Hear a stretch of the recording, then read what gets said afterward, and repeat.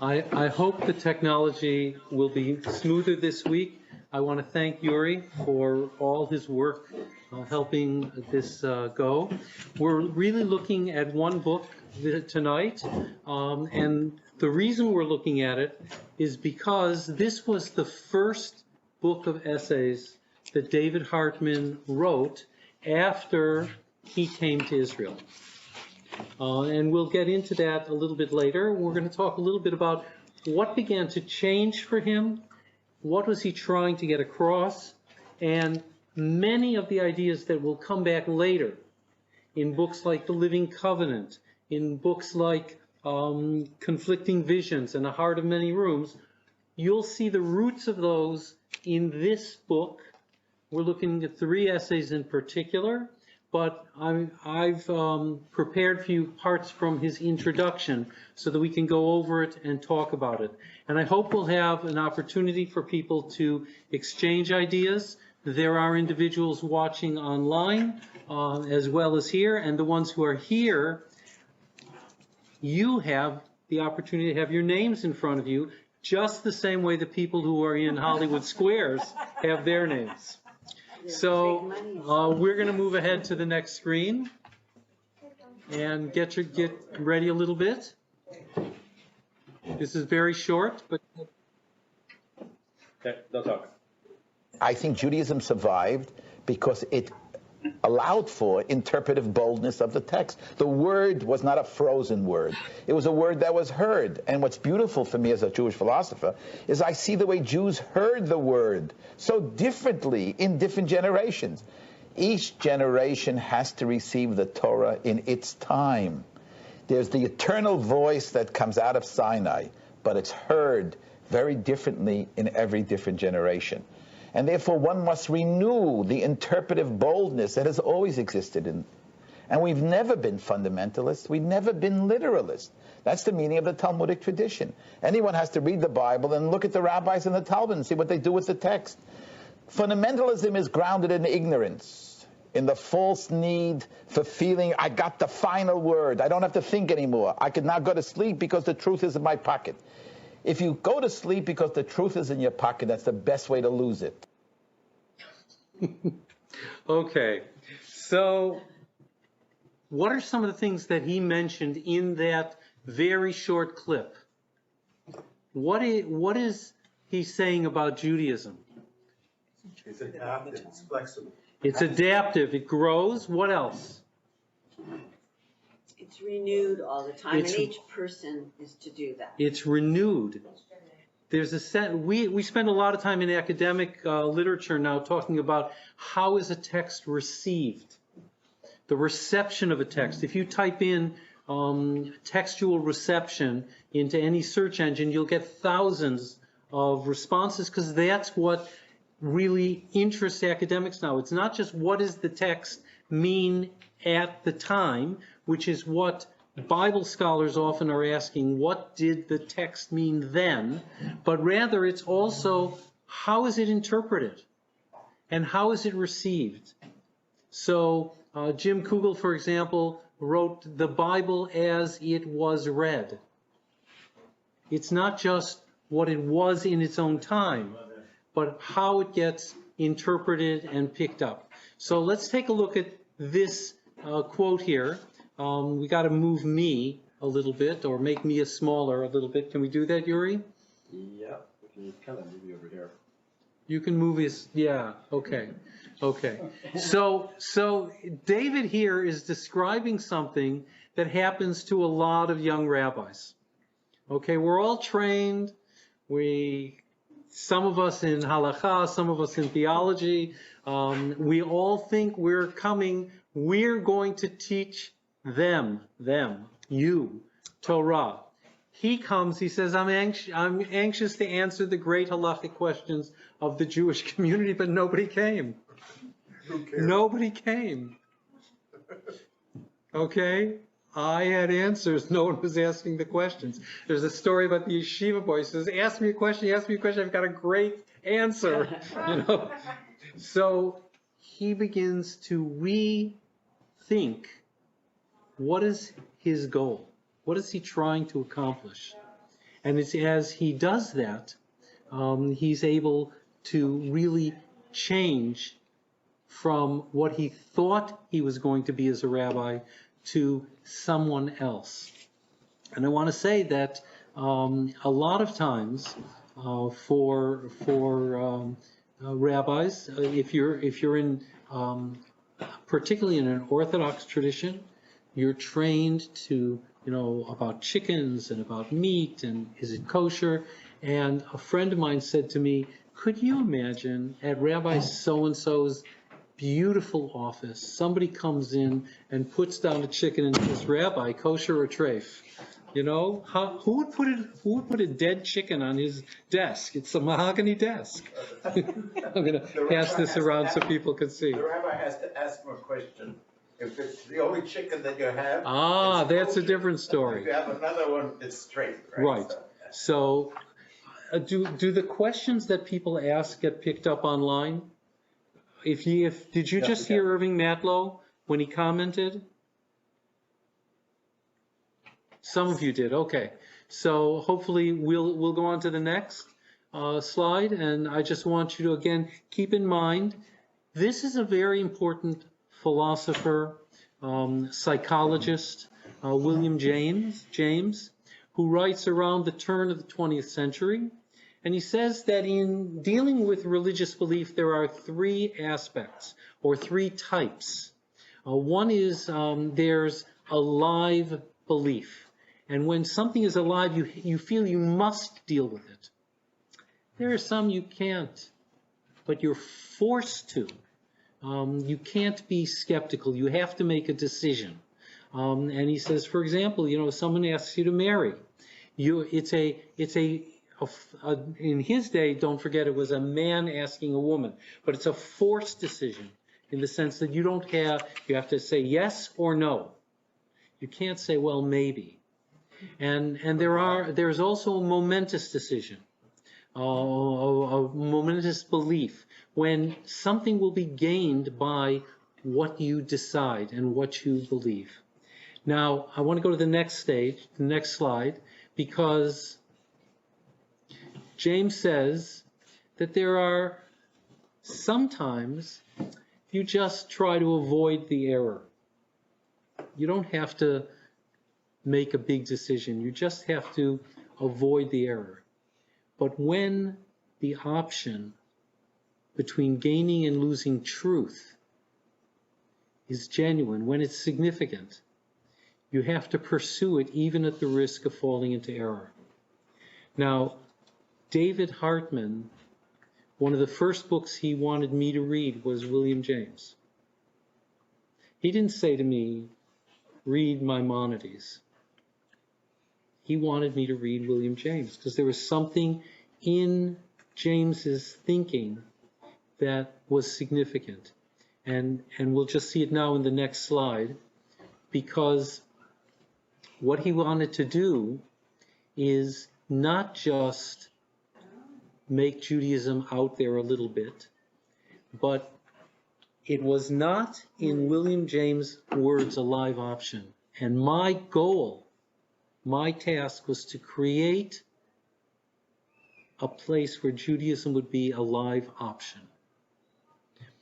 And in order to do that, I had to forget my answers in order to hear new questions, because it's out of the questions that he will now begin to formulate some new responses. But the idea of it being a live option, you'll hear it come back in different ways. Mm-hmm. You may have heard it last week as well, and it certainly comes up in relationship to Israel. We'll go to the next slide. So good to have Yuri there. Okay, so at one point and we know this already, that he's really influenced and inspired by Maimonides. And in particular, he says that he understood that God spoke in the language of men. That's something don't forget it, he's writing in the 1970s. They don't say in the language of people, in the language of humans. Okay, but what he's trying to get across is the Talmud says Dibra Torah bil kilshon b'nei Adam, that the Torah speaks in the language of human beings. But Maimonides says that means taking into account the reality, the lived reality of people. And David will cite Guide for the Perplexed 332, which we'll see in the next slide. So here he comes up, Maimonides comes up with this idea that God creates what we'll call a noble deception or a noble ruse. That is, God doesn't need sacrifices, according to Maimonides. God's big concern is that people shouldn't be idolatrous. But to take them from worshiping idols and worshiping nature to worshiping a divine being that you can't see and that doesn't need any formal sacrifice or anything, that's too big a step. And so Maimonides posits a kind of divine deception. I'm going to tell you to offer sacrifices, not because I need sacrifices, but because at least by sacrificing to me, you're moving in the right direction. And what Hartman, all Jewish scholars who deal with medieval philosophy know this idea. We all know that's what Maimonides thought. What Hartman did is he said, that's a model that applies to us, that we need to be thinking about how do we find a way to convey Torah so that people can hear it where they are, where their lived reality is. I want to pause for a moment just to ask if there are questions or comments. And online, if there are questions or comments, I see some chat notices, so can the presentation be screened? Can you see it better? No questions that are relevant. Okay, no questions that are relevant, okay. Anybody out there on the screen or in here? So Morley. the question is determining that reality. Like, Elaine's reality and my reality may be somewhat different. Right. Absolutely. I know that, see? And so you as the teacher, let's call it, say. As the prosecutor is going to say, well, how did she think? How does he think? Right.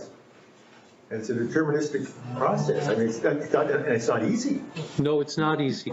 The Christians often speak about discernment. In the process of training to be a minister or to be a priest, they go through a long process of discernment to understand themselves and to try to understand other people. And it involves learning how to listen, right? Like, I'm a better listener to people who are outside of my family. Okay. Most people are. What? Most people are. I suppose many people are. I don't know most, but many people are.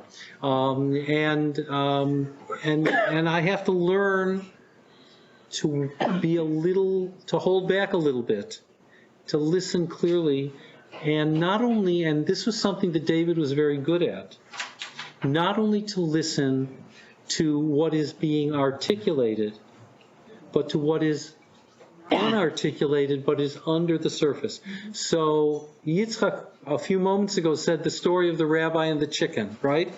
So when the rabbi asks the woman about the chicken, he is not only asking about how did the chicken get prepared or anything else, the rabbi's also asking, what else do you have to eat? When someone comes and says, I don't have this and this, can I make the 4 cups of wine on Passover with milk?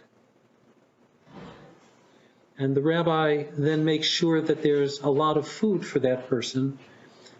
And in those days, the Rebbitzin says, well, why did you do that? He says, because if he's asking about milk for the Seder, that means he doesn't have meat. If he's asking about milk for the Seder, he may not have matzah, he may not have other food. So you're not only listening to the question, you're trying to understand what's under the question, what undergirds the question.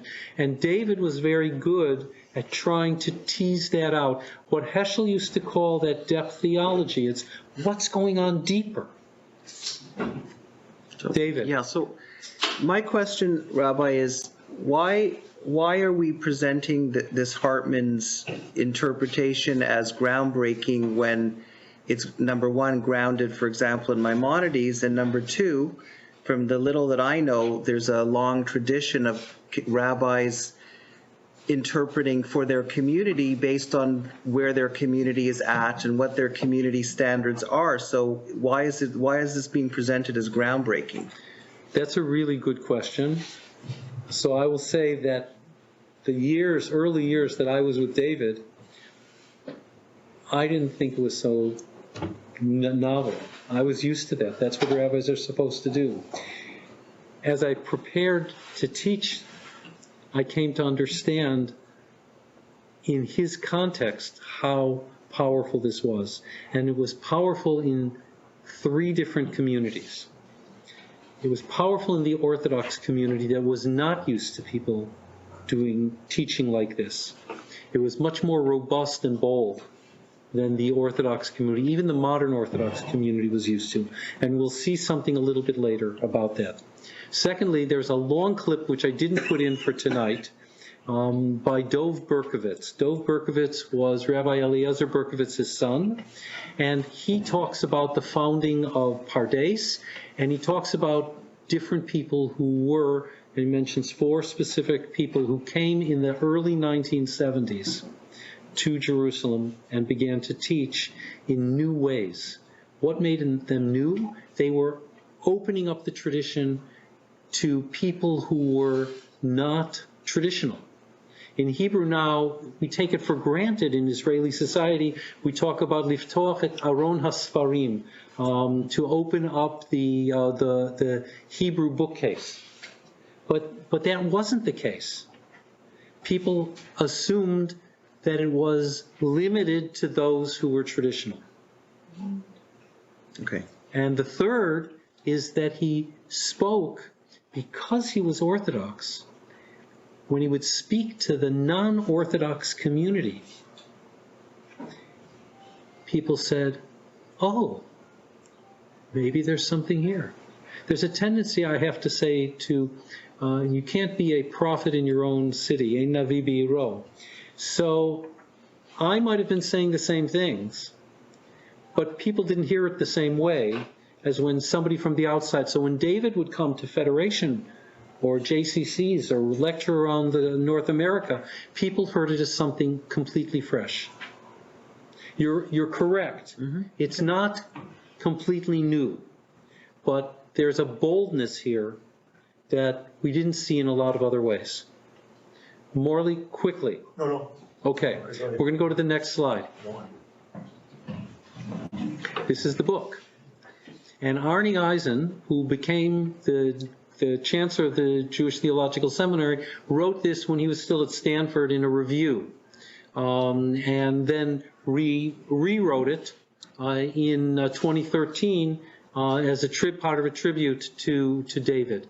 But what he's interested is, what he says is, he envisioned halacha not as a set of do's and don'ts, but as a ground for creating a shared spiritual language. Most of the time when people speak about Jewish law, I got a question last night, may I do this or this during my year of mourning? What am I supposed to do on the first Yortzeit? When can I get a haircut? It's full of do's and don'ts. What David tried to do was open that up, so it wasn't just a case of what am I supposed to do, but what is underlying this idea in Jewish law that has something to say to us in contemporary life. Just a small example. The Talmud has a debate about Hanukkah. If you only have enough lights, that is enough oil, to light a Hanukkah lamp or a Shabbat lamp, which takes precedence? So it's a pretty clear discussion. It's a legal question, and the answer the Talmud resolves is that you're supposed to light your Shabbat candles rather than the Hanukkah candles. And they give all kinds of reasons. David excavates that, and he says what it's really saying is, as important as the idea of a public awareness of a miracle, the public takes second place to the idea of building a home. And what you have to do with Shabbat candles is, it's for Oneg Shabbat, it's for the pleasure of Shabbat, it's for being with your family. So he's taking a legal debate and he's turning it into a discussion about values. Let's go to the next one. So again, this is Arnie, and this is a young David Hartman. You can, if you take the book that's in front of Brenda, pass it down to the end and then pass it back this way, and I'll give it over to David to see. That's the photograph from the back of this book, okay? And you can see he's younger, okay? And Arnie says, he's so fast, and that was part of the excitement. He is so fast. He gives this great example. He didn't really speak well in Hebrew. Or English. Well, he was too fast. Tangent. He did tangent. That's right. I once sat at a convention, a rabbinical convention, with a bunch of colleagues, and someone I had worked with in Chicago was now the president of the Rabbinical Assembly. And somebody said to me, well, you worked with Seymour. What was he like? I said, fasten your seatbelts. You're going to hear A, B, and then you're going to hear F. You have to fill in the in-between part. Okay, David was sort of like that. He didn't finish sentences sometimes. He was so excited, he was moving on to the next thing. There was something else. And Dov Berkovitz mentions it.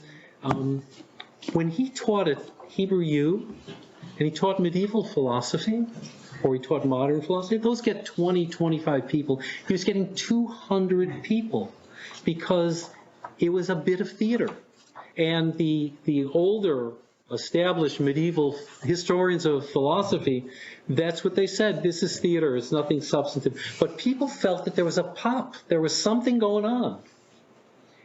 There was an excitement, and there was an openness to the diversity of opinions. And we'll hear that in a little bit later. Let's go to the next slide. Thank you, Yuri. Yitz Greenberg is remembering 1965, when David Hartman convened a colloquium in the Laurentians. And we'll talk about that in just a moment.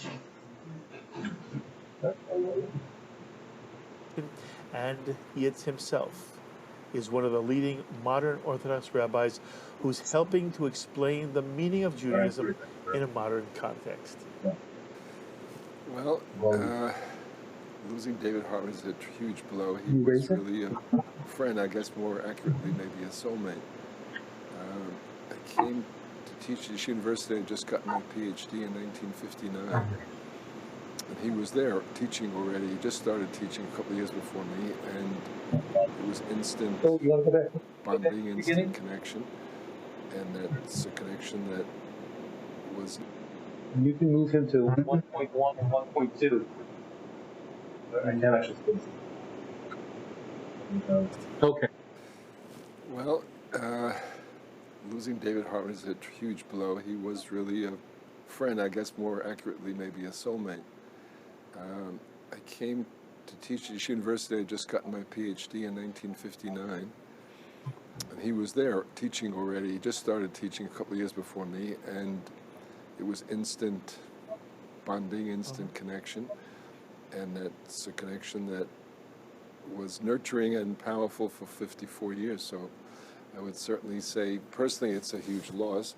I think it's a huge loss for the Jewish people. What makes him so great, or what makes him so special? In 1965, David called me. He was by then a rabbi in Montreal. A layperson who trusted him, believed in him, gave him a grant of money, said, spend it any way you want to improve Jewish religion, Jewish thought. Called and said, what do we do? What would you like to do? I said, you know what? I'd like to sit and learn with you because we haven't done this since you left from New York, and I really miss you. He said, I'd like to learn with you too, but I have this money. Let's invite every rabbi that we want to talk to, or that we have learned from. And we started going through the list, and again, Hartman, we had Orthodox rabbis on the list, but he had, and I had, conservative Reform rabbis on the list, Emil Fackenheim, Jacob Padachovsky, and some of the, Gene Borowitz, some of the classic Reform things. They were writing very important stuff. We were very excited by it and concerned. The point is, he said, didn't hesitate, of course. We invited these people, got together and called the Canadian Center for Jewish Studies, but the most powerful thing about it was the stunning interaction of the group. I always tell people, it changed the turning point in my life.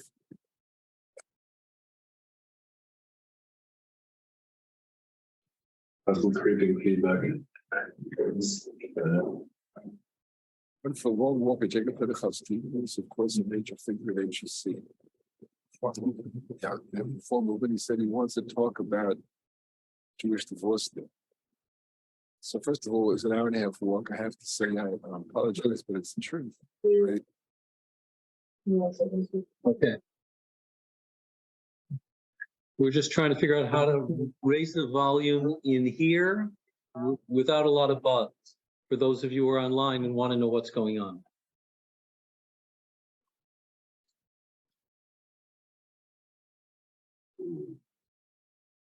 While you're working on that, I just want to say, last Shabbat, there was somebody here who was from Montreal who had been in David's congregation as a young man. All of the people that he mentioned there, he invited to speak at his congregation. You didn't have Reform rabbis speaking at Orthodox congregations. You didn't have conservative rabbis speaking at Orthodox congregations. Here at Beth Tzedek, we like to create that environment where everyone was able to come and be heard, but it was unusual at the time in the Orthodox community. That's also a piece of it. Yuri, you ready? I think it's harder today. Oh, it's much harder today. Yeah.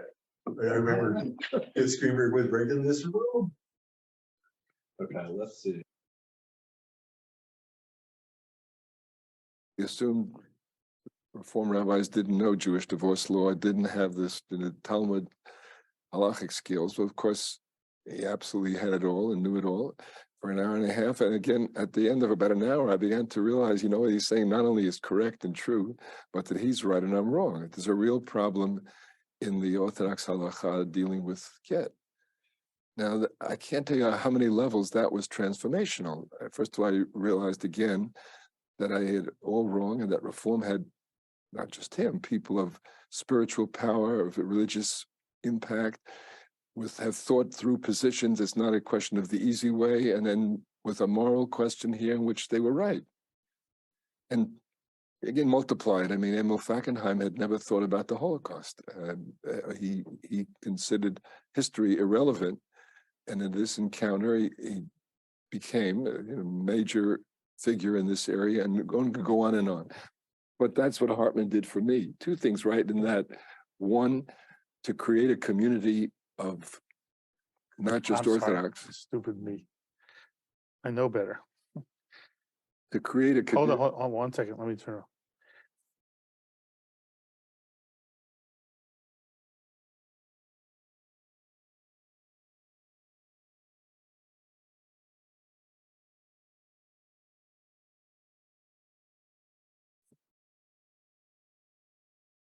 Start. Unmute for 1 second. and say, that's what Hartman did for me, and keep going? That's what Hartman did for me, to create a community that was not just Orthodox, but of all the Jewish people. This community marked by profound thought and religious questioning and search and passion for the Jewish people. And that experience was so vivid that it really transformational for all of us. And he did that at the Hartman Institute in Israel for secular as well as Orthodox religious thinkings. He did that for students, thousands of students.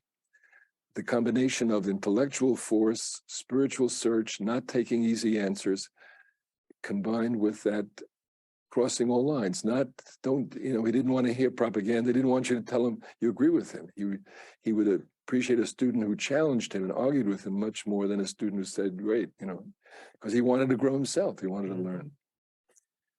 One of the things that impressed me about him was the extent to which he argued for a non-literalist, non-fundamentalist Judaism.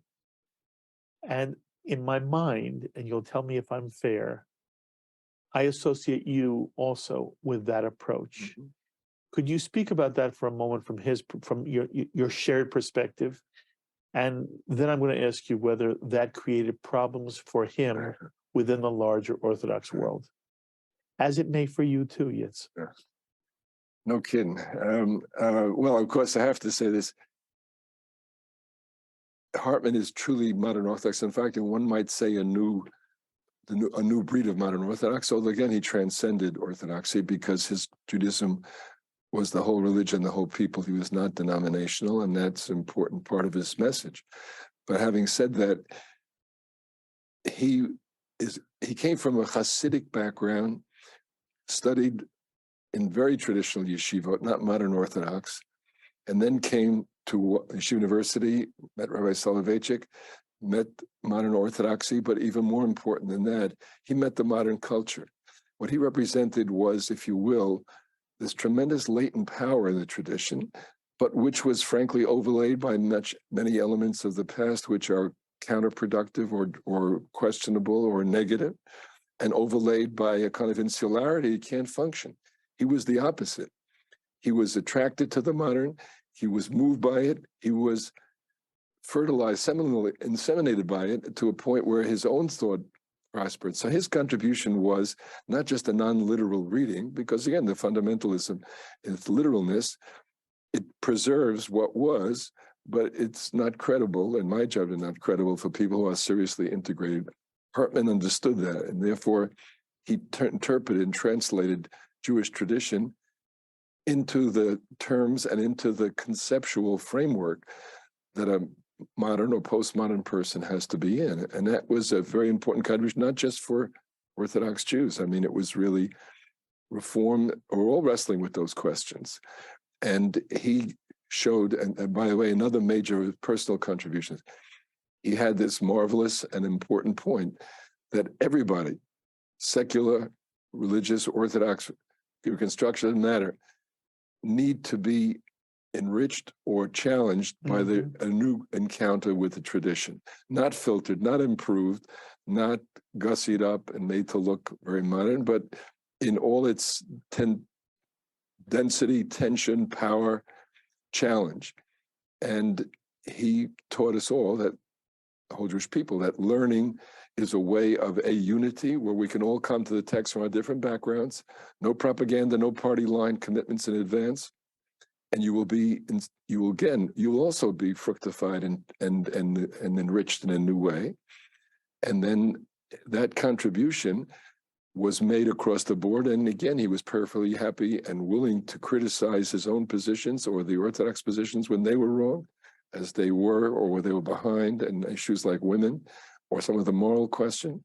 Now, what about modern Orthodoxy? Well, of course, this is one of the great tragedies of modern Orthodoxy. We've lived through a generation of disintegration or of loss of place, loss of way for modern Orthodoxy. What happened really since the 60s, I think they were shocked by how modern or how open or how radical the culture was. They weren't ready for it. So they withdrew, or they were treated into kind of a Haredi psychology.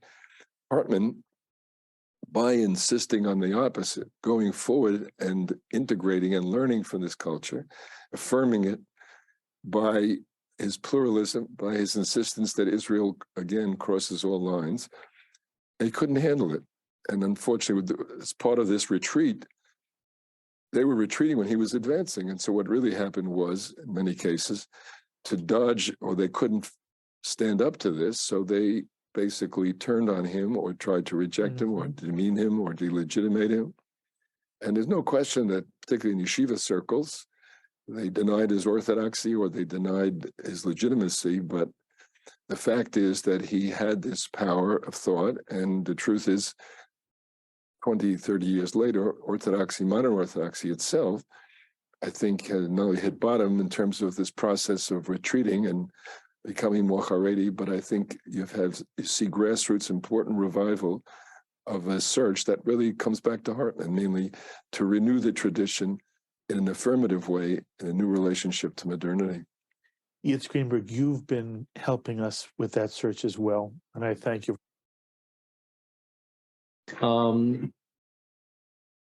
Yitz Greenberg was also almost put into cherem, which is excommunicated.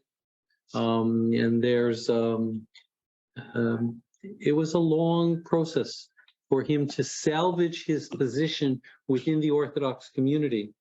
So he and David Hartman were really the outsiders. They were the outsiders in the Orthodox community. Now, David wanted to identify three major periods of Jewish experience, and he's going to talk a little bit about each one, the biblical one, the Talmudic one, and the Zionist entry into history. Let's go to the next slide. So he sees the biblical period, that's immediacy. Okay, there's the idea that God, nature, the world, human beings, we're all together. When we say the second paragraph of the Shema, we say, and you know, if you're moral, then you get the rain in the season. If you're not, then you don't get the rain. We're told that if you're not moral, in the book of Leviticus, that the Haaretz Taki Otcha, the land will vomit you out. Okay, it's a pretty strong idea. Everything comes together. Now, in some ways, there was a, I'm just going blank on his name for a second, it'll come back to me, but let's go to the next slide in the interim. Max Weber, I knew. Okay, so Weber wrote about the eclipse of magical animistic beliefs about nature. And what he said was modern thought, by which he meant secularism, meant the disenchantment of the world. It meant you didn't take the world and assume that it's full of everything and it's alive. And that's a step. Now, what he didn't really deal with what Sholem did, because Sholem believed that biblical religion does try to get rid of myth, but it's there still. Eventually the rabbinic period replaces the sense of myth and magic and even the temple cult, and creates a different kind of legal system. And that new idea is for David a statement of development, because we're not just biblical Jews. But you might enjoy this momentary scene, and you only have to play it for like 30 seconds. Tell me when. Now.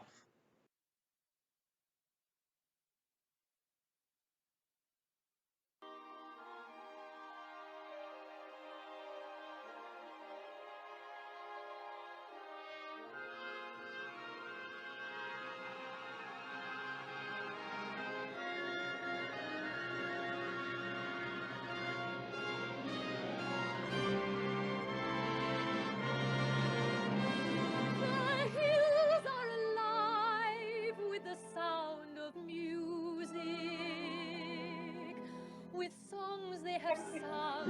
The hills are alive, right? They you know, when the psalm says the stars speak, the heavens speak. So David says, look, this is really nice, but it's the psychological world of the child. Now, look what he's saying about the Bible. That for the Tanakh, the world of Tanakh, you need immediate gratification. And then he goes back to Maimonides again. And he says, look, Rambam says that you don't mention the idea of Tchiyat HaMeitim, resurrection of the dead, in the Tanakh, because its realization isn't immediate. The idea of postponed gratification is not biblical. And the idea of immediate gratification is biblical and immature. Now, there are other ways you can look at the development of things that take place in the Bible.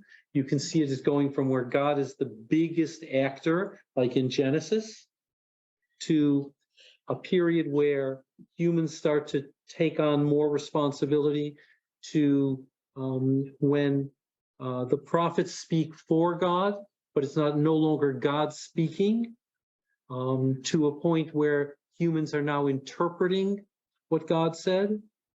And you can look at it in that kind of a process. He's saying there's something else going on, that the Bible is focused on one stage.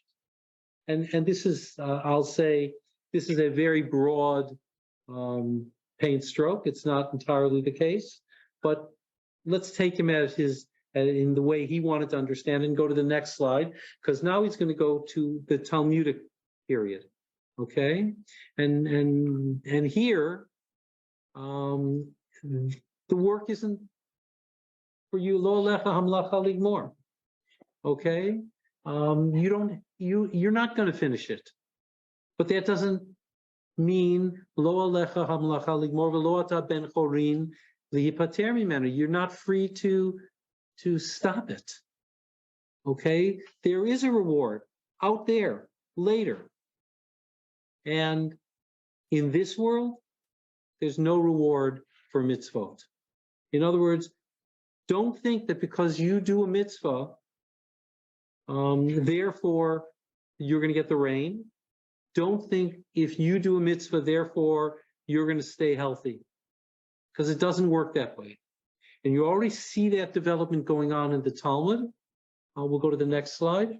And what's important is this section from the Talmud, where Hareshe Gazal Sa'ah Shel Chitin, somebody has stolen a measure of wheat, okay, V'halach v'zara, and has gone now and has planted it, bakarka, in the earth. Dinhu shelo titzmach, by what's right, it shouldn't grow. Ela olam kiminhago noeg. We spoke about this last week. The world goes in its own course. The other example, davar acher harei shebal eshet chavero, someone has sexual intercourse with someone who is not his wife. Okay, dinhu shelo te'aber. She, by all rights, she should not have children. That's it. But, you know, olam kiminago, people, you know, they get pregnant.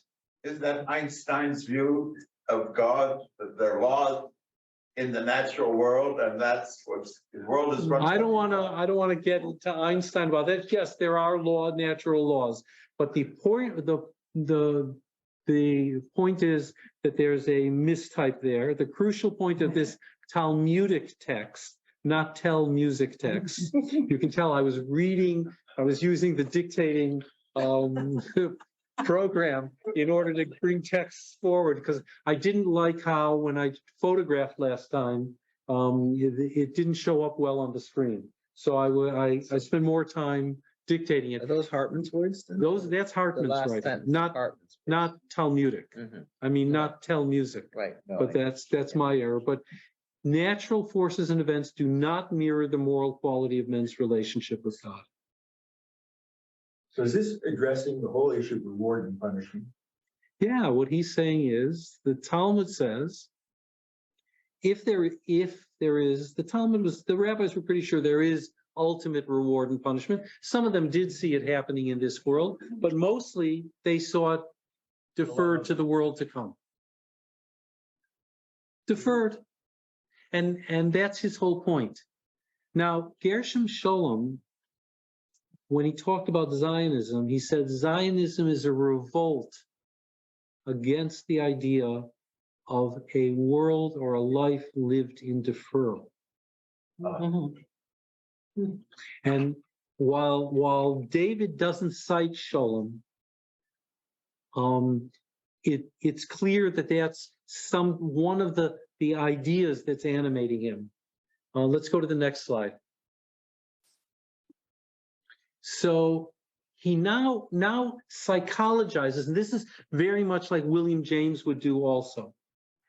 Okay, he would now ask, so this is the theoretical, now how does that affect the individual? Because David was always very interested in how does it actually play out. In that way, he was very much a follower of John Dewey and the pragmatists.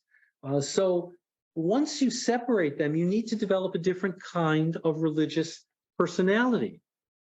One that will tolerate a person who will tolerate delayed gratification, and you now have the neutralization of history.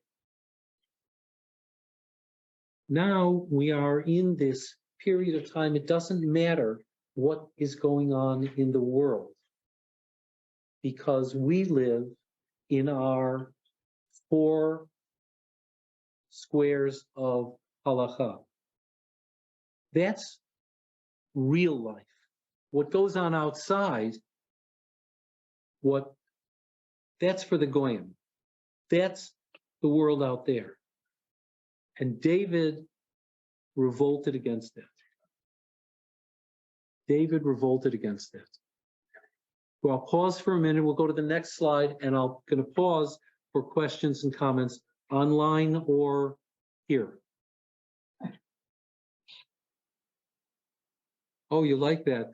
Can you imagine? So Hartman's talking about, that you don't expect a reward now, that you do things lishma, for its own sake. You do things out of ahava.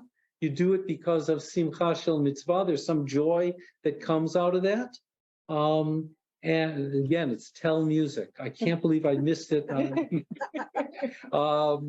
That schar mitzvah, the reward for performing a mitzvah is the performance of the mitzvah. We have now gone back. Remember what Yitz was saying.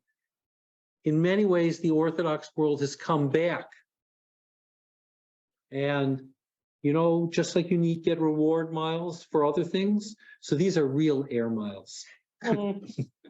Yes. But isn't there, from our observed experience, a certain naivety to this 4 walls? I mean, we see it. It's, the world is different. And if you shelter yourself that way, there's a certain disbelief, skepticism. Well, first of all, Morley, just try to think for a moment in a world where most people never go more than 5 to 10 kilometers away from where they're born. Okay, the medieval world. Yes, you have the Crusades. That's a big event, but most people live near where they are born, and they die near where they were born. There isn't a lot of cultural, social change, but it begins to percolate. It begins to percolate in certain places, whether it's the Renaissance and humanism, and you begin to get change happening. The refuge for the Jew, the refuge at a time when the world was so uncertain, is in the world of halakha, is in the world of midrash, is in the world of ritual, where you have a certain certainty. Remember what Hartman said about his father, okay? His father was this peddler. That's the reality. But he came back on Shabbat in order to have a piece of eternity, and that's what mattered to him. It wasn't the world out there. I can see that, but his father understood the world out there. He Well, I had to don't know live how with much it. his father understood. Well, he had to live in it. You have to live in it. Look, Jews had to make a living wherever they were. We have Not in Israel.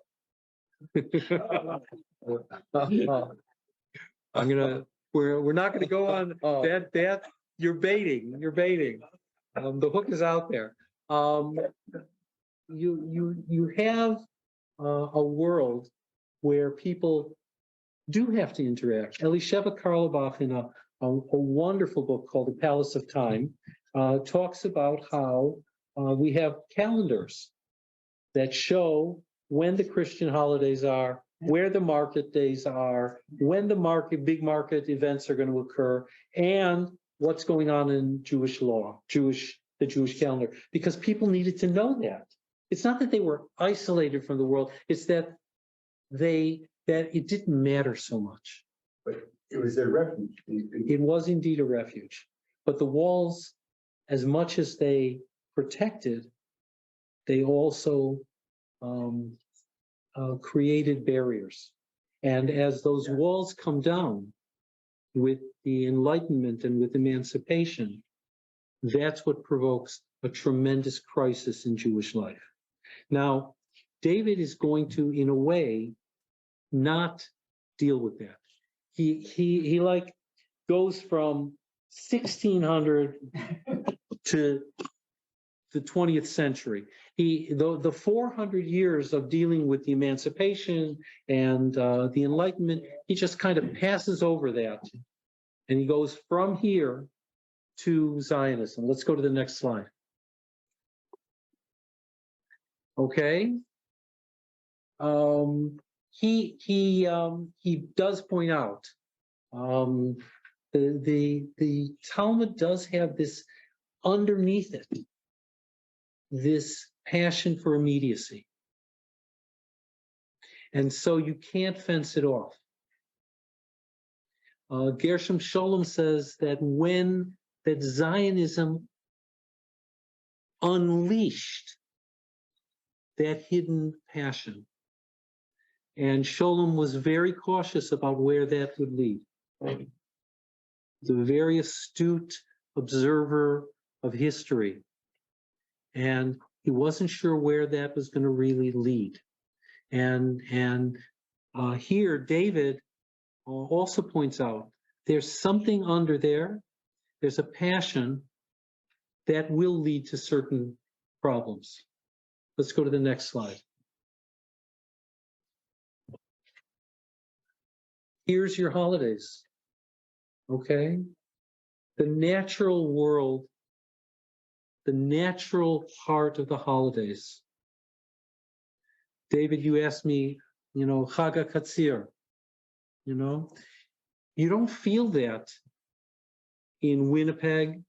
You don't feel that in Turin. You don't feel that in Kotsk. We're not focused in the same way historically, other than in the land of Israel.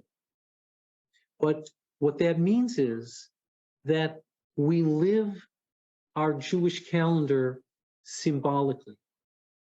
It's not out in the world. So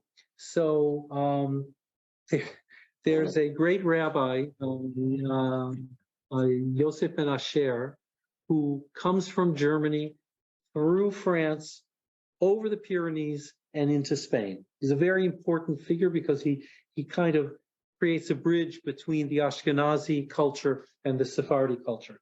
But when he is in Provence, and he's the rabbi of a community, he says, that prayer where we change in the Amidah to the rainy season, right? Yeah. He says, doesn't really work here. because it's not the rainy season here.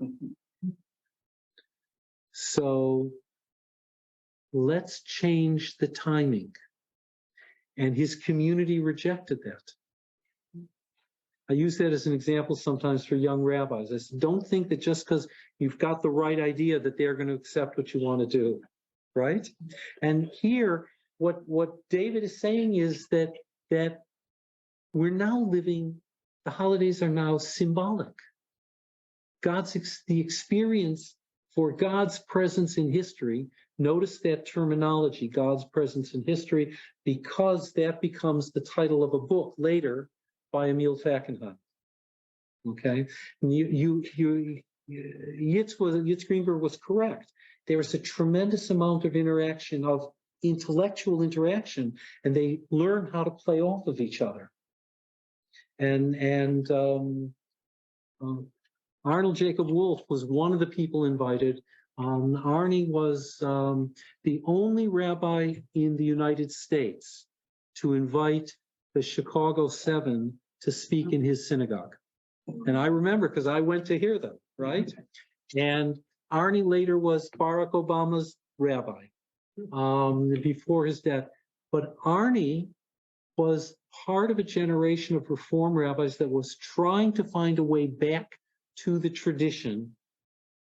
There was a period of time when he left the congregation, went to Hillel, and became a conservative rabbi. Then he went back to the Reform movement. He was trying to find a way, how do I get back into the tradition? So that was an important thing for him. And it was because of David's influence. Let's go to the next slide. Thank you. So here's David's problem. It's 1967. They're digging trenches and graves in Tel Aviv. You know, and David feels this, and he's paralyzed. He feels this anxiety and dread. This is, you know, for him, this is like the kind of Kierkegaardian moment. And how many of you remember those days? If you're online, how many of you remember those days? Sure. It was very powerful. Very powerful. Theology was besides the point. Because what mattered was, how are we going to live? Let's go to the next slide, because the result of that is euphoria, right? And some of you will remember those T-shirts, okay? Remember, America is stuck in the Vietnam War. And now you go to the market in Israel and they've got the T-shirts that say, don't worry, America, Israel's behind you. Israel can do anything, right? It's the 6-day war. There may have been more apprehension and fear outside of Israel than in Israel, because some of the people knew the strength that Ben Gurion, what he had built up all the time, so that not the population of Israel, which was only 3 million then. No, in 67, 3 million. They were frightened. The army wasn't frightened. The army felt that it knew what it could do. And the security cabinet, or whatever passed through the security cabinet, felt strong, but the prime minister at the time wanted to delay and delay and delay and delay to make sure that there was United States support for any action. And once he felt that he had that, and he waited a long time, there were people who felt, you know, pull the trigger. Then when the army actually went into action, and the Air Force, you remember the first few days, that was what was decisive. So David goes to Rabbi Soloveitchik, and he says, this is a change in Judaism. Proclaim a festival. Do something. It's different. And Rabbi Soloveitchik says, and he spoke with a European accent. He may have spoken to David in Yiddish. He says, when it talks about Hanukkah, it didn't get declared right away that it was a holiday. The rabbis say a year later. It's actually many years later. So Soloveitchik says, wait.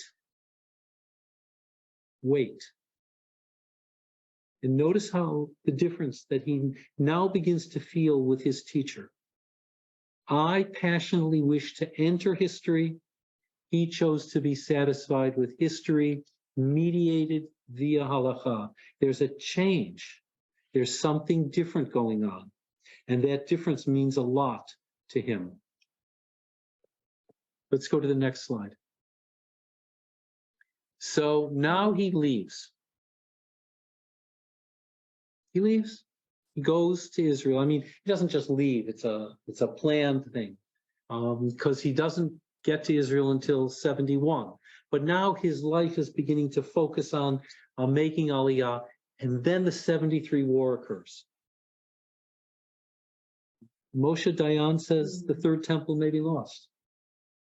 There's a real sense, and they're making this movie about Golda Meir, and let me tell you something, Israelis do not think of Golda in a good way, because they see her and the people who surrounded her as having made a major miscalculation that cost many, many lives.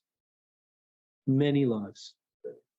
It's out of the 73 war that Israel develops in the military intelligence a model that's called the Ipcha Mistabra group. There's a group within military intelligence. Their job is to be, in English we call them the devil's advocate. In Hebrew it means the opposite may also be correct. Okay? And why do they do that? Because of the failure leading up to the 73 war. I was doing research a few years ago when the former president was elected in 2016. You may recall that one of his first decrees was to stop certain people at the border and not to let people in. And suddenly we had something going on in the Foreign Service of the United States, which were letters that came from Foreign Service officers that go right up to the Secretary of State, Secretary of State, because there's what's called a dissent channel. You can look it up, and the dissent channel was to enable people to protest about things. It had developed during the Vietnam War. So I was in Israel, and I'm writing this paper about this, and I bump into one of the former ambassadors from Israel at the donut shop, and he was an ambassador to London, and I said, so was there anything like the dissent channel in Israel in Foreign Service? He said, are you kidding? That's all there is. There's nobody's in agreement. But the reality is that 73 was a terrible failure. And so he rediscovers the sense of the tragic. Maybe maybe Soloveitchik was right. There's something else that's there. That will be accentuated, by the way, in 81, when his son-in-law, Arela, who was a pilot, was shot down and killed over Lebanon. That was a terrible trauma. It was the husband of his daughter, Devorah, and they had kids, and he was, he was really something in the family, and he got shot down, and he died. And David, I remember, he went into this deep depression. Remember how passionate he is, but the passion, it's like up and down sometimes. And he went into this real deep depression because he had been working on this model of God as a teacher, God, we're in this love relationship with God. And then tragedy happens. It's not quite as simple or straightforward. And it challenged his thinking. Let's go to the next slide, please. So David's trying to figure out a way to maintain halakha. Because and by the way, there's a new book that's scheduled to come out, I think next month and a half, 2 months, something like that, called The Children or the Disciples of Soloveitchik. David is one of the people mentioned there. And he's identified as the one who is the most interested in halakha. Of all of the modern disciples of Soloveitchik, he's the one who's most interested in halakha. And yet, he says, I've got to find a way to deal with history. I've got to find a way to deal with a living community. If I only choose the living community, and here he's kind of referring to Reform Judaism or secular Israeli life. If I only choose that, that's dangerous. But if I only go to the halakha, then I'm locked in. So I want to return to history, but I want to return as a rabbinic Jew. I want to find this model. Now, I have to tell you that at JTS, they didn't ask these kinds of questions. They taught about rabbinic Judaism. We learned about Jewish history. No one ever tried theologically to ask what's going on between them. You did have a few people who tried to do that. Mordechai Kaplan is one example. Heschel tried in his own way. Heschel is another example. But he chooses to emphasize Agadah rather than Halakha. He's interested in the Midrashic, Agadic traditions more than the halachic ones. It's David who says, in order to speak to the Orthodox community, I have to come at it through halakha. And what that means is, I'm not going to announce imminent redemption. Remember the worry he has that in halakha there is underlying a mythic passion. And he's worried about that because he's now beginning to see the beginning of what comes to be called Gush Emunim, the group of people who want to resettle in the historic territory of the Jewish people. And when I work with Christians and Muslims, I try to explain to them. We go up to the Citadel of David. That's not the Tower of David.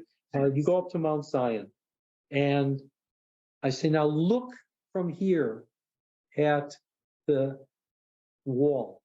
Look from here at the mosque. You see how distant it is? That's the closest Jews were able to get to the Western Wall from 1948 until 1967.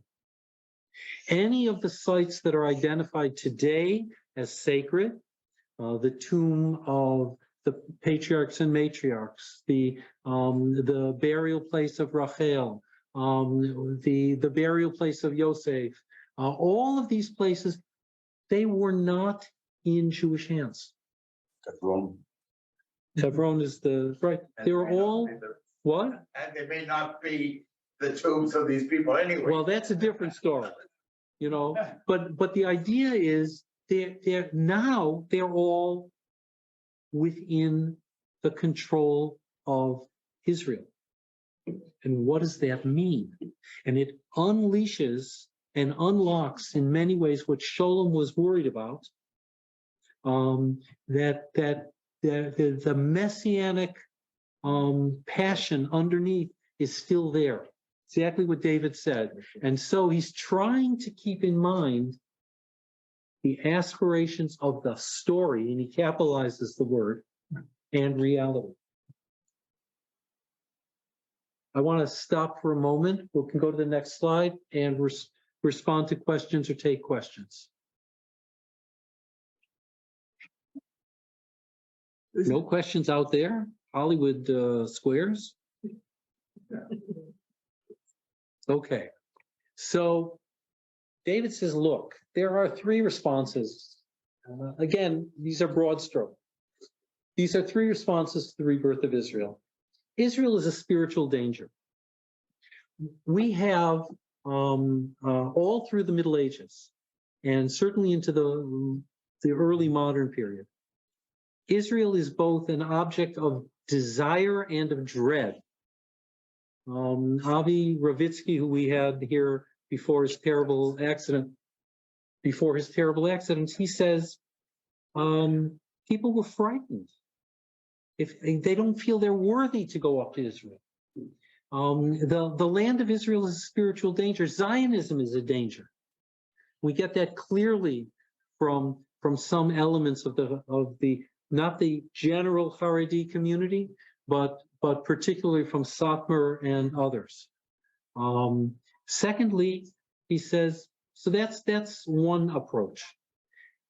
The second is the Gush Emunim approach, the Rav Kook approach, that Israel is God's plan for the fulfillment of history.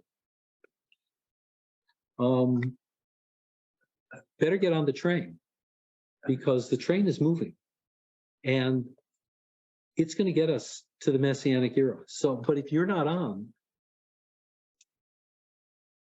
you're not going to be there. And the third is what he saw as in secular Zionism, that Israel is a nation like all others. The aspirations are humanist aspirations rather than deeply Jewish aspirations. So he rejects all three, and now we're going to see what he wants to, if we can go to the next slide, Yuri, what he wants instead. What he wants is people sitting around a table like this. Love it. Okay, where you're building a whole society. You have the sobriety of the halachic religious sensibility, and now you are in the flow of reality. So here we are, it's a birthday party, right? It's right on Emek Rephaim. The kids are having a good day. Where were they just before this? They were, at least Ilana was, she was in the run. I'm wearing the t-shirt, but she was the one who actually ran in an Arab-Jewish race together. She does 5K. So she had the run, and then we had a birthday breakfast for her. And all around us is Jewish life. And any of you who have been in Israel, you know, there's a life going on. It's not simply all history, but it's also not just the secular, because at the end, we're going to say Birkat HaMazon. There is still this halachic framework, but we're not messianic. Let's go to the next one. So instead, you go out for dinner. Of course, you have to deal with COVID. And what he says is, here you have the possibility of sanctifying the power of Torah in the concrete marketplaces of life. So we're on the edge of Machane Yehuda, on the edge of Agrippus, coming out of a nice restaurant, but in the background you can see the Sukkot that are now built. They're not yet in use, but they're built. And what he says is that there's something going on in Israel that creates opportunity. So he's not seeing it as a messianic move, but he sees it as an opportunity to regenerate the primary roots of Jewish life. And it's in that that he's trying to find a way that is respectful to halakha and respectful to history. Let's go to the next slide, please. But he's open to modernity? He's very open to modernity. So here we are in this essay that you've got, Zionism and the continuity of Judaism. He's going to say that the significance of Zionism is to rediscover that Torah has something to say about real life. Half the population are not. But one of the things he's trying to do is speak to that part of the population. Look at, he thought he would make a revolution to the whole country, and now is very happy to take that school of his and spread it from there to go outward, Right. you know, and very, very successful for them. So people look at the Hartman Institute and that area of South Jerusalem where we live. It's like a special bubble in all of Israeli life, because it's this odd mixture of all kinds of Jews that seem somehow to be respectful of each other. But notice the last line there. Unlike the diaspora, where we lead voluntary existence as Jews, Israel contains a public domain for which Jews as Jews are responsible. I suppose that would be the equivalent of Chaim Nachman Bialik's idea that, you know, when there's a Jew, he says a Jewish horse thief is arrested by a Jewish police force and taken to a court where the judge is Jewish and put in prison where the prison guard is Jewish, then you'll know you have a Jewish state. Well, there is this sense of a public domain that's really important.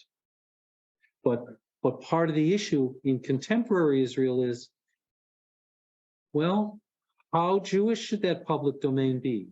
Does that mean no buses on Shabbat? No public transportation on Shabbat? No chametz in the hospital? No chametz in the hospital, right? So you can see you want it to come into the public domain, but at the same time, you have to be wary about exactly how you do it. Let's go to the next slide, please. So he says you've got to first go to Egypt. When he wants this halakha as a ground for creating a shared spiritual language. Remember, Yitzhak Greenberg said that was what he wanted to do. So you have to first realize that we were suffering. And you have to understand that this is our people. We have to be concerned for our people, independent of faith commitments and levels of mitzvah observance. David used to say, I love the Jews here in Israel. I can't stand them. He loved the sense of community, but he hated, the pushing and pulling and yelling and, the Life. Right? Life, right? Now, he bases this idea in some ways on Soloveitchik, who offered two ideas of a covenant. The covenant of destiny, which is what we do, what we believe, we point toward, and the covenant of fate, it's what has happened to us.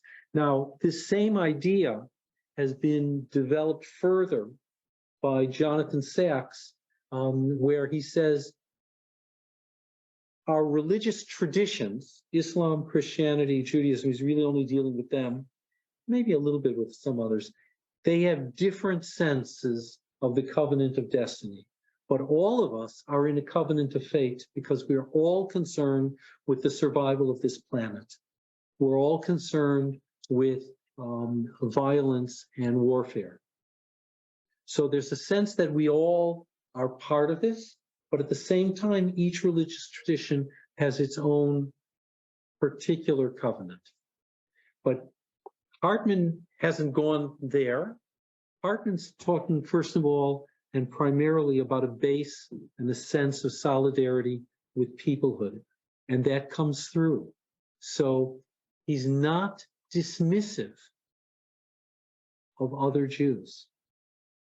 I remember once someone from one of my shuls in the States was going to a service at a Reform congregation, and he asked, what should he do?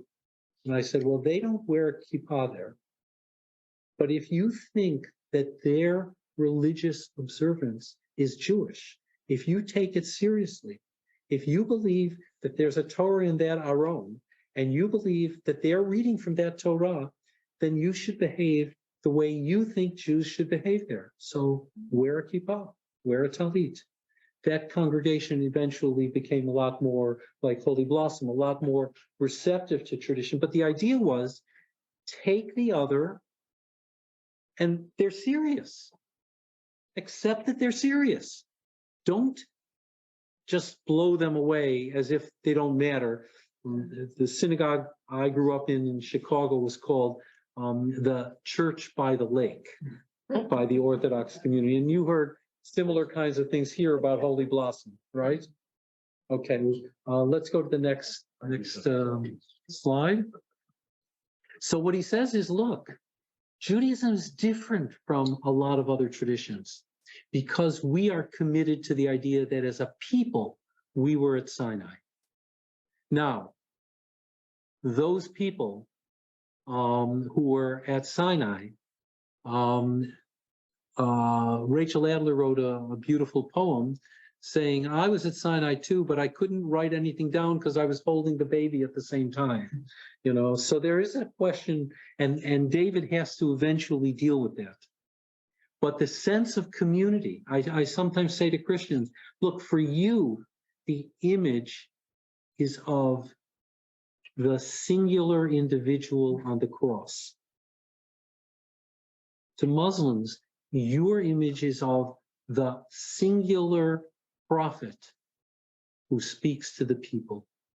And ours is God who speaks to the people. So you have to sense, how does the individual find a place in that historical destiny of the community? That's a very important idea for David. Let's go to the next slide. Okay, so I don't know if you can read it clearly. I put it in red to change a little bit. Okay. You know, there are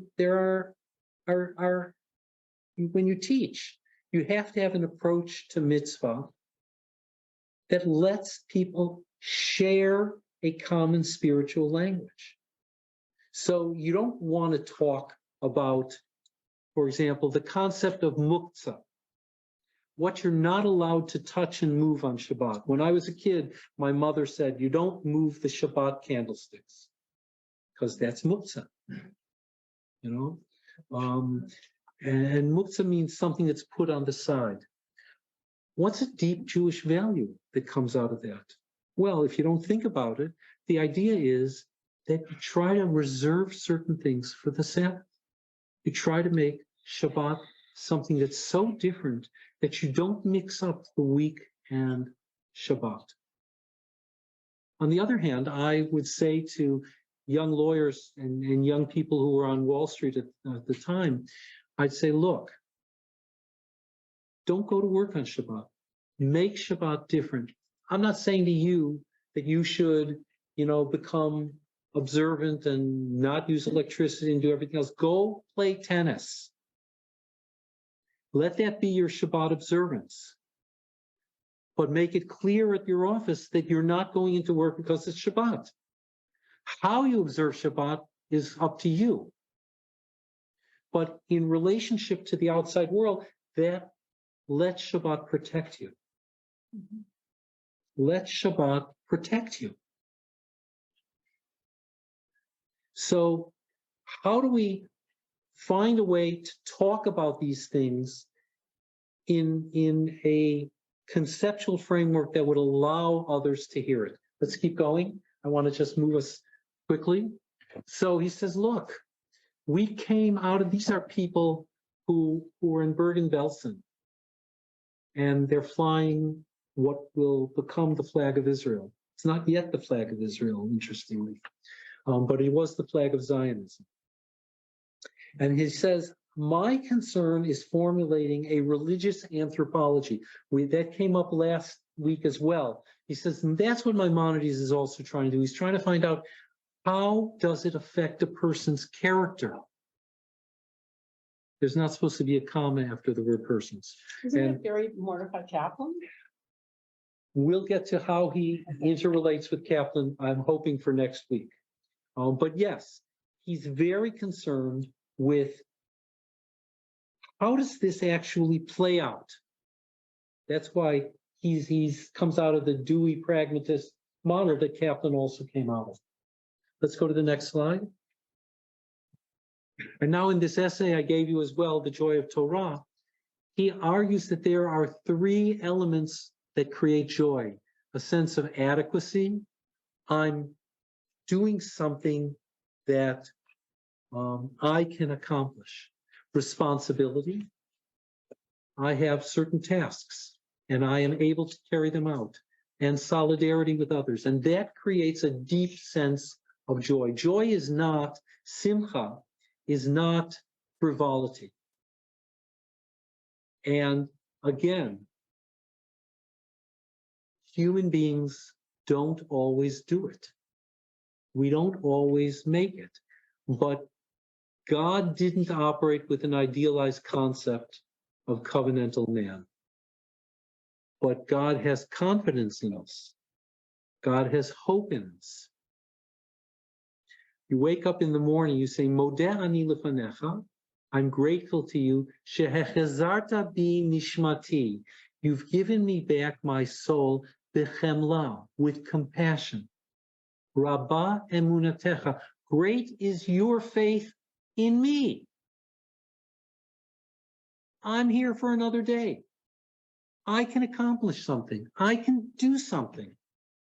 And David picked up on that in a very important way. We'll go to the next one.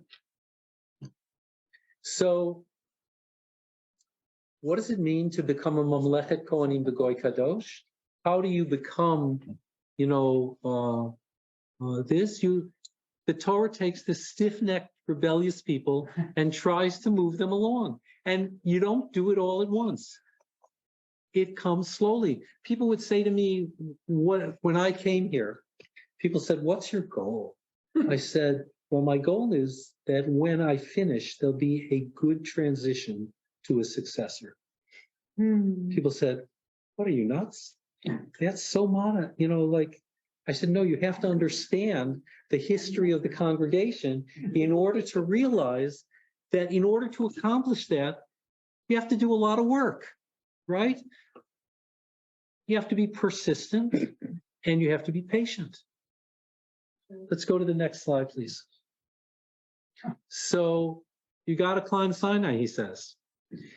If you shift from theology, from faith, from all of these pronouncements, from miracles, etc., and you ask, what's going on a human level? What are the human implications? Then you can begin to develop that shared spiritual language, because everyone wants to figure that out. Let's go to this slide, and I think we're going to finish up. Is there one more after that? That's the last one. Okay, And this is it. Yeah, one more. Perfect timing, Rabbi, for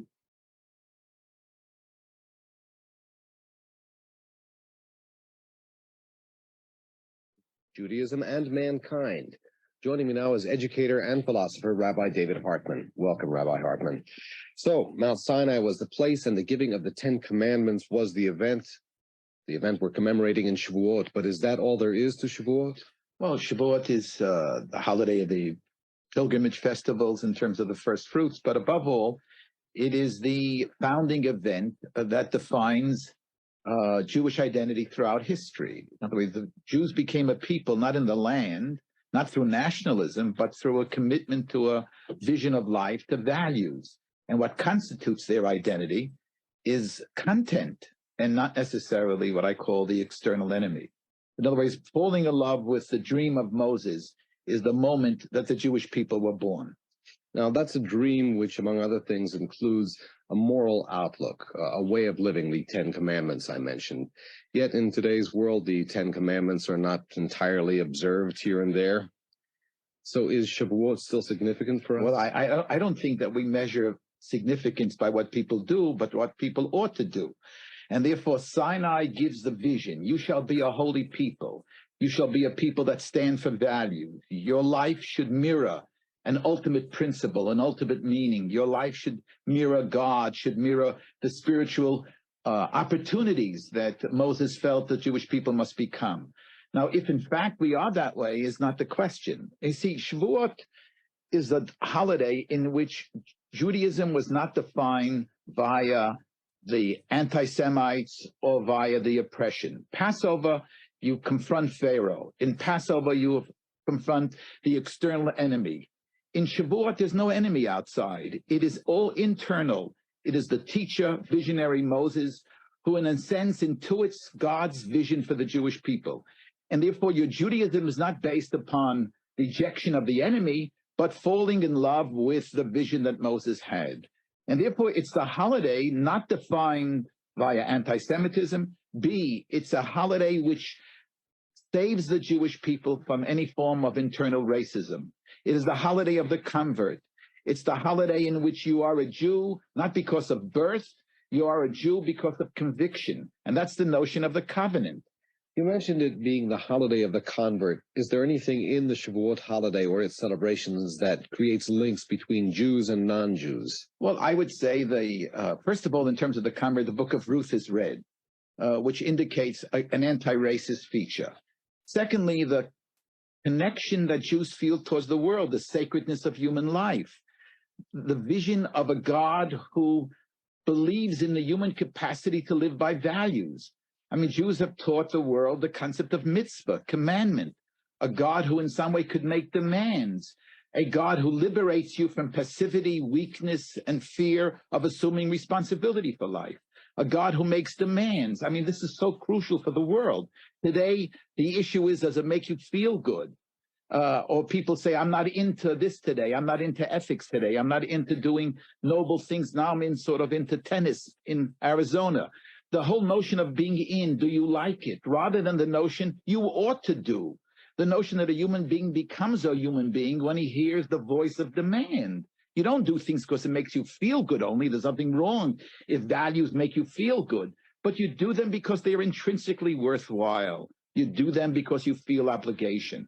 And that sense of ought, that sense of a God who makes demands is the great message that the Jews gave to the rest of humanity. That's all well and good, Rabbi Hartman, but the world we live in today tends at times to be a bit cynical. So if you're talking to young people, young Jews or perhaps even young non-Jews, about the way to celebrate Shavuot today, what kind of celebration would you prescribe? I would tell them, first of all, don't be frightened to read. Don't be frightened to study. I think the worst thing we do to young people is we're frightened to make demands upon them. They feel their lives are thin. They're caught in some sort of narcissism of the self. They don't hear a voice outside of them making demands. They don't feel that there's a world outside of them that wants to in some way engage them in something serious. Our fear of the serious is what is forcing youth to become, in some sense, narcissistic and feeling that there's no world outside. What are you saying? Less video games, more virtue? I would, nice way of putting that, I would say more mitzvah, more the language of demand rather than the language of self-realization. What do you owe others? What do you owe to history? That your very identity is a gift of long human history, and that being born is not to in some way find yourself, but to find who the other is, to take young people out of their preoccupation with the self, which is totally leading them to ennui and boredom. Rabbi Hartman, these are among the issues that you've dealt with in your two books, Conflicting Visions and The Living Covenant, 2 books out of several. Rabbi David Hartman, the director and founder of the Shalom Hartman Institute here in Jerusalem, thanks for dropping by. And before we can... So, you could hear in this certain threads that have come up in our course so far, the sense of opportunity. Notice how he changes the language from it being particular to having a much broader implication for society. And notice the concern with how does it actually play out so that it makes a difference for people in their lives. So we're going to talk more about this next week. We're going to see his disagreements and agreements with other significant teachers, both in Jerusalem and in North America. And I want to thank you very much for joining us. And Chag Sameach. So. Thank you, Rabbi.